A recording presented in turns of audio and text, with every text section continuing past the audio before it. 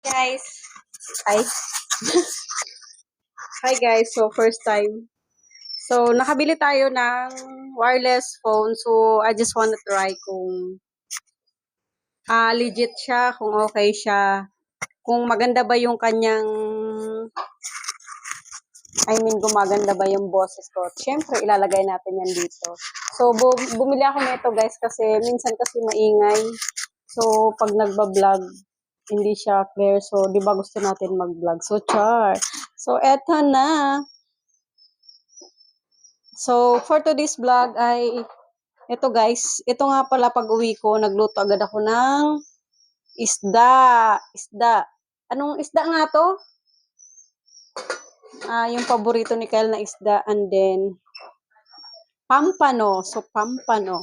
Pampayes. Pampayes. So, try natin guys yung boses ko